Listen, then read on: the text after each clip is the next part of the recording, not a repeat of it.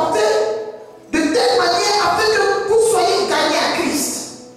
Comme un serviteur. Le Père, des fois, fait comme s'il est fragile.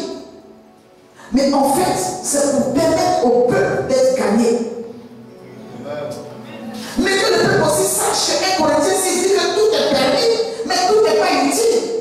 Parce qu'il y a des actions que tu poseras, franchement, qui ne sont pas utiles à ton avancée.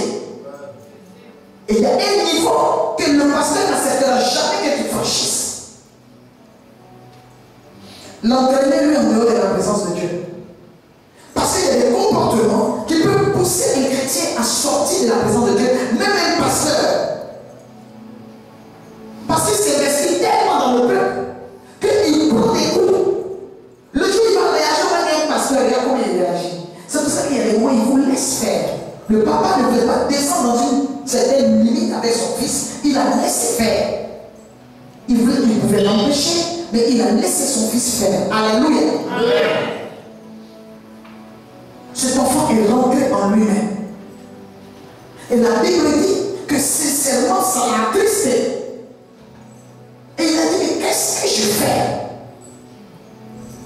Je vais dire à mon père que je ne suis même pas digne. Que je sois peut-être appelé encore son fils. Mais vous les chrétiens, quand vous révélez, vous dites, mais moi je suis ton fils. C'est parce que je suis ton fils que tu dois me reprendre. L'enfant dit non. Ce que je fais est grave. Les chrétiens ne pèsent pas la gravité de leurs actions parce que pour eux, plus grave que ça, Jésus pardonne. Est-ce que je suis Jésus?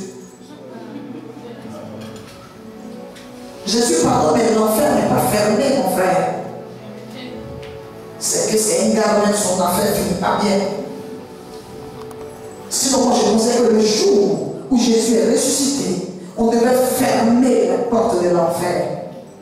Pour dire maintenant à volonté. Mais s'il a laissé l'enfer ouvert, ne jouez pas avec lui. Il vous dit, il y a des gens qui diront que Seigneur, Seigneur, je dirais, je ne les ai pas connus, vous ne comprenez pas. Ce gars va vous étonner un jour sur Jésus dont il parle. Il dit, je dirais, je ne vous ai pas connus. Ça veut dire que son sang va jusqu'à quelle limite alors? Parce que papa, il dit que son sang nous a sauvés.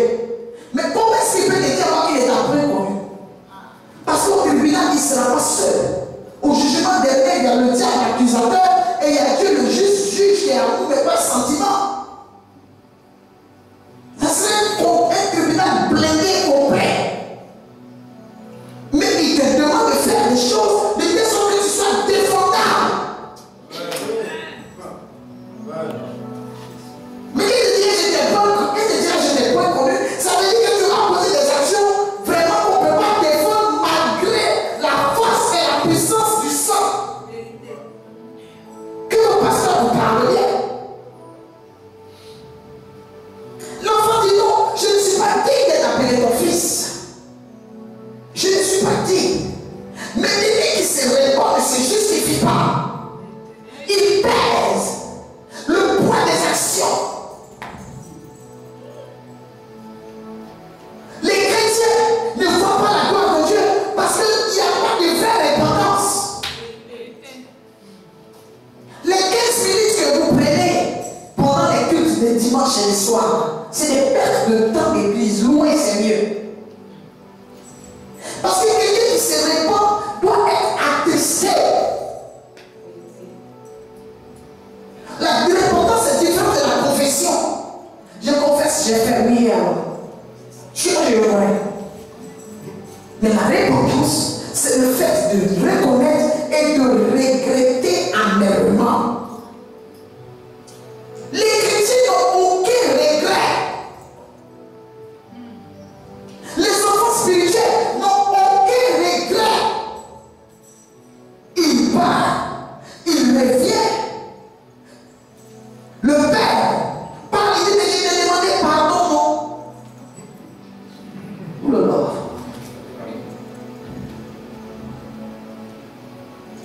Pardon, c'est forcé. Je Je ne veux pas. Il faut toucher le cœur. Quand vous allez à des funérailles, pourquoi il y a des gens que vous ne connaissez pas, mais vous pleurez parce que ces personnes touchent par leur tristesse. Ça fait pitié. Un chrétien qui vient dans la repentance, qui veut récupérer son trône, qui veut récupérer sa position, il doit reconnaître qu'il a mal fait et même très mal fait. Vérité. Il doit être dans un état qui fait qu'on ne peut pas condamner plus que ça. Ça fait tellement pitié que on ne peut pas me condamner plus que ça. Il dit, je ne suis pas digne d'être ton fils. Je ne suis pas digne d'être appelé ton fils. Je ne suis pas digne. Que c'est ce que je vais dire au papa. Et que je ne veux pas qu'il me donne mon ancienne position, mais qu'il commence à me traiter comme ses serviteurs. Parce qu'il savait que quand il était parti, il avait jeté un discrédit sur son père et il avait semé le doute dans le cœur des serviteurs. Toi, tu es le fils biologique de cet homme. Regarde ce que tu fais. Mais si les autres lui manquent de respect, c'est toi. Si ceux qui viennent après toi se comportent comme ça, c'est toi. L'erreur est humaine. Nous avons un grand Dieu qui a un grand cœur. Mais nous aussi, nous devons avoir un grand cœur en tant que chrétiens. Mais nous, les chrétiens, nous n'avons pas un grand cœur. Nous avons un gros cœur. Les chrétiens n'ont pas un grand cœur. Les chrétiens ont un gros cœur. Celui qui se répand est triste. Celui qui se répand manque de mots. Ce sont ces larmes qui coulent. Son cœur pleure. Ce sont des larmes de regret. Dieu a été touché par la parole de cet enfant qui a dit, je ne suis pas digne d'être son fils, je préfère même qu'on me relève au plan des serviteurs. Quand il est arrivé là, il dit que son père était en haut, son père le vit venir. Son père le vit venir. Lorsque le père qui a été offensé, le leader qui a été offensé, voit l'enfant partir brutalement, il ne ferme pas la porte, même si on met le crochet. Le crochet est mis, mais la porte de son cœur qui est ouverte. Et il connaît le temps. Le problème, c'est quoi? C'est que les enfants ne maîtrisent pas le temps. Ils savent courir, mais ils ne savent pas se cacher. Le père connaissait à peu près le temps où l'argent allait venir, connaissant son rythme et son niveau. Un enfant qui n'aime pas la prière, un enfant qui utilise, chacun d'entre vous, je les connais. Je sais qu'il peut tenir dans quelles conditions. Donc même si tu parles, je sais à peu près dans combien de temps tu vas revenir. Si, parce qu'on vous étudie, on vous suit, on vous voit, on prie pour vous, Dieu nous parle.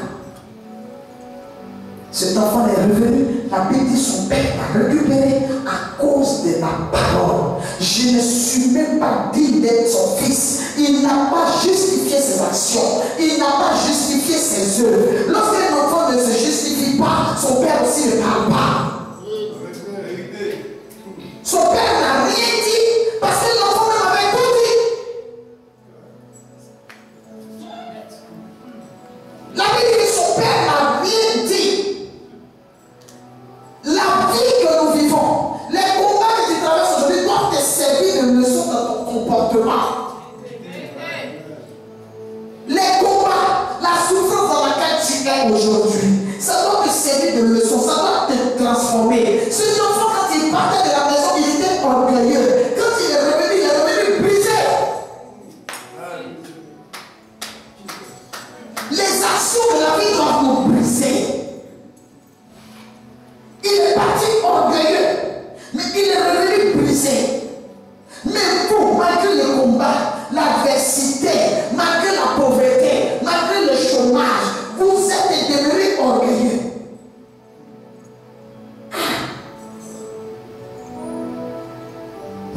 proche de vous pour parler de ces choses. Amen. Mais je viens dire à une personne, parce que je vais finir en beauté. Je viens dire à une personne ce soir, parce que demain nous allons développer l'entrée, le retour des enfants. Comment est-ce qu'on revient dans l'alliance? Comment est-ce qu'on se reconnecte? Parce qu'il y a des personnes qui doivent monter sur le trône. Comment être dans la maison de Dieu et récupérer sa position, récupérer sa place. Nous allons développer cela demain. Mais aujourd'hui, je vais finir en disant que le père qui se met et voit son fils de loin avec son fils qui lui manquait. Je vais te dire une chose. Même des fois dans les gaffes que tu fais, tu manques à Dieu. Tu manques à Dieu. Parce que tu es un pion de jeu d'échecs sur qui il a pronostiqué. Quand tu n'es pas dans les rangs, tu n'es pas dans la maison, ça décomplète la généalogie. Parce que les gens ont su qu'il avait 2 fils. Quand les gens viennent maintenant, on demande où est ton fils, il faut justifier. Où est-elle âme? Où est-elle fidèle? Il faut toujours être en train d'expliquer. Dieu a libéré des paroles sur ta vie. Le don c'est le jour où on prophétisait, le jour où on te baptisait, dans les eaux du baptême, il y a eu des paroles qui ont été prononcées. La Bible dit que les anges ont dit Alléluia, Amen, parce que tu venais d'accepter le Seigneur.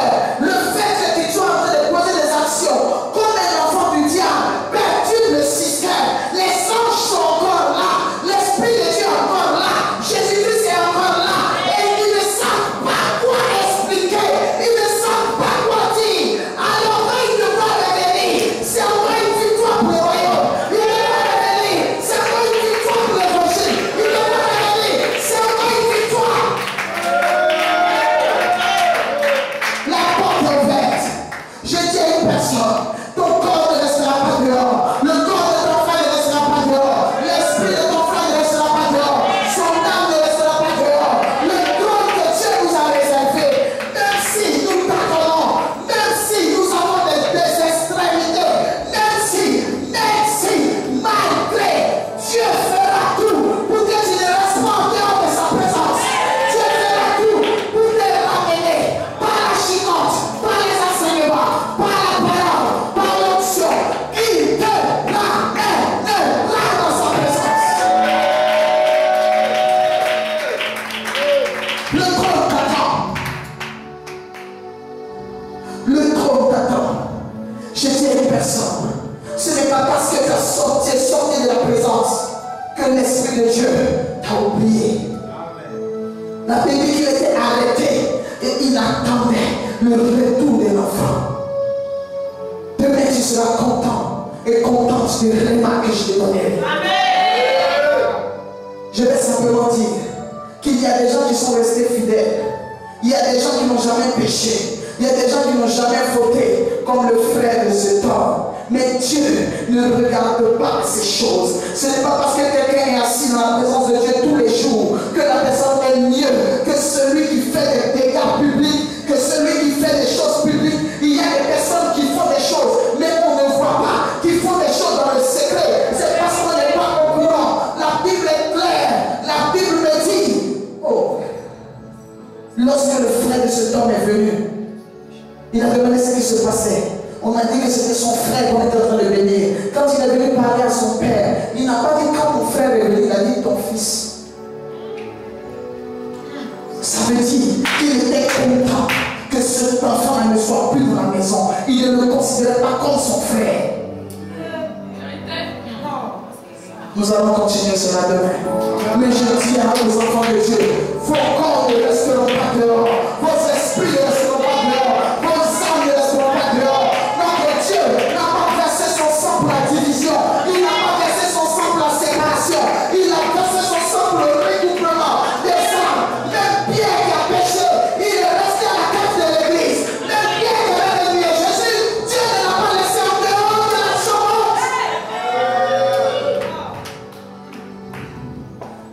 La Bible dit que Pierre s'est repenti. Après avoir renié Jésus 3 fois de tout son cœur, Dieu a encore misé sur lui. Je